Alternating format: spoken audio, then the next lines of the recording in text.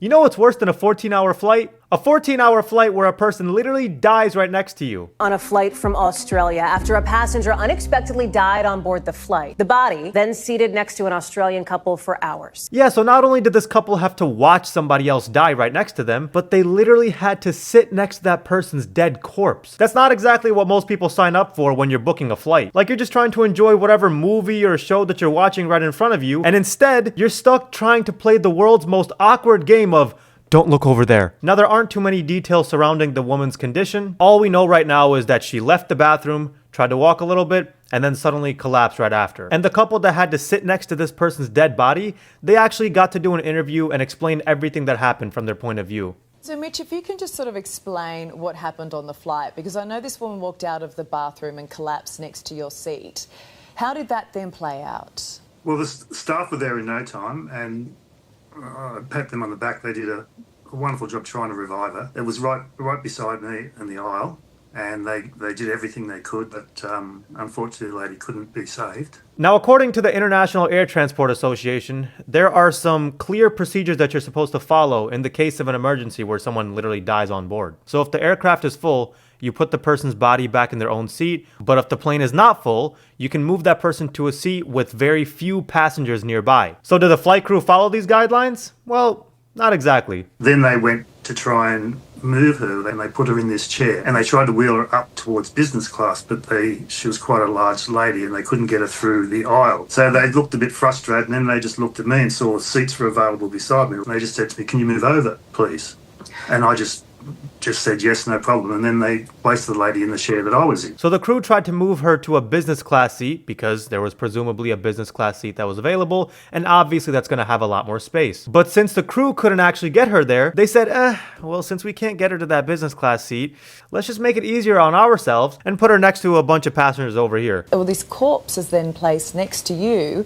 For how long on the flight? For the next, it was 4 hours, 3.5 to 4 hours. So here's the thing.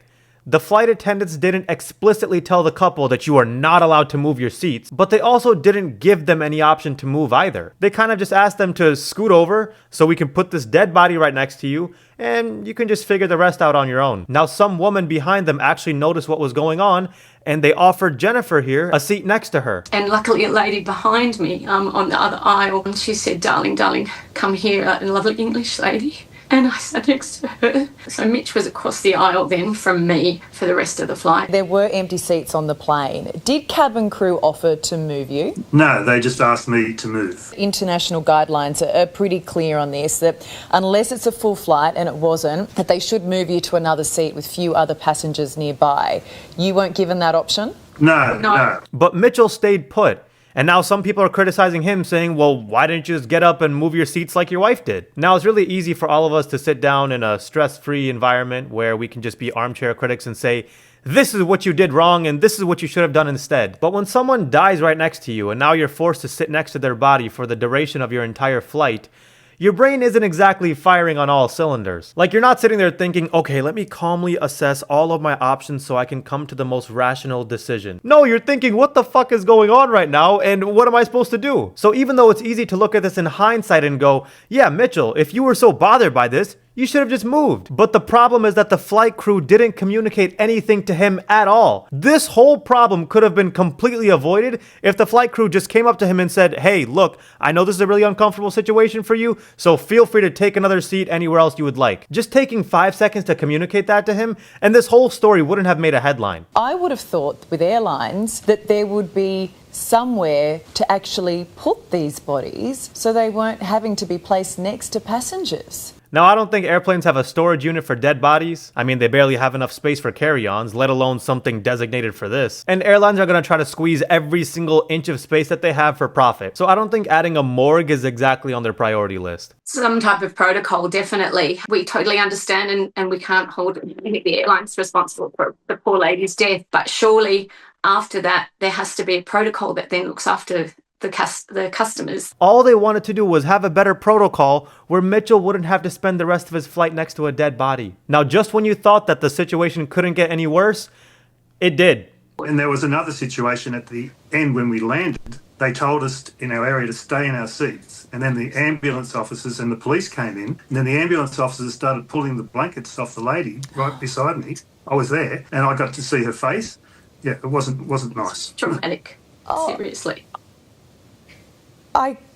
Now, this part is completely on the airline and the crew, because according to standard protocol, passengers are supposed to leave the plane first before any medical personnel come on board to handle a situation like this. But by keeping everybody on board, not only did they have to prolong the traumatic experience for Mitchell and his wife, but they literally took off the blankets and exposed a dead person's face to every other passenger around them. Like, did the crew just think, well, they've been sitting next to this body for a couple hours now, so what's wrong with a few more minutes? I can't believe that at the end of the flight is what happened, Mitch. On top of everything, that you then had to be exposed to that. Well, I can't believe they told us to stay. I thought they would have got us out quickly and let the ambulance and the police in there, but they told us to sit down and wait. The people who have died deserve dignity, and the passengers deserve not to be traumatised. And that didn't happen. Yeah. No, it didn't happen. This was a Qatar flight booked through Qantas. Have either of the airlines reached out to you since? No.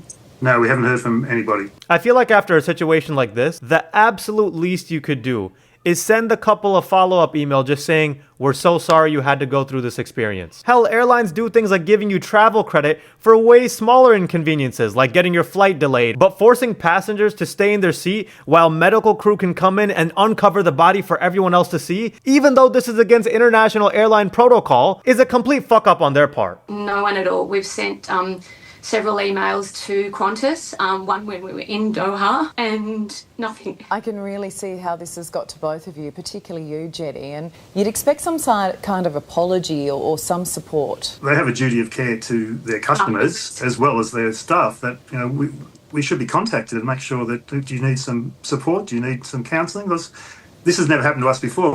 I don't really know how I feel. Yeah. And would like to talk to somebody and to make sure I'm all right.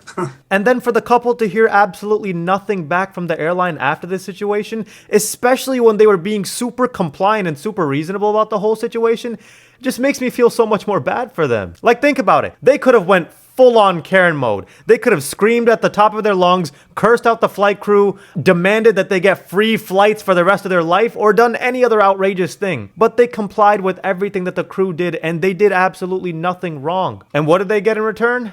Crickets. Look after yourselves, guys, and I hope the airlines respond to you very soon. It's the very least they can do. And thank you, the Current Affairs, for listening to us, because no one else is. This part almost breaks my heart a little bit for the couple, because this is the kind of thing that makes you go like, no wonder people act like complete jackasses, especially when it comes to customer service, because sometimes if you complain enough, well, eventually you get what you want. But if you're going to be super nice and reasonable and compliant, you might just get an email that says, yep, sorry about that. But this couple didn't even get that. So even though the couple was emailing Qantas, they were saying, well, you guys need to email Qatar Airways because they were the ones who were operating for you. Now, according to an article, Qatar Airways actually claims that they are in touch with the couple. Now, whether they got in touch only after they did this interview, I don't know. But if they actually did get in touch, and now they're talking to the couple about what they can do to make this up, I mean, that's the best thing you could ask for. So yeah, if there's one thing that we can all take away from this situation, next time you're booking a flight, just book first class, because this way you don't have to worry about a dead body being put next to you. That's all I got for now. Take care, everyone.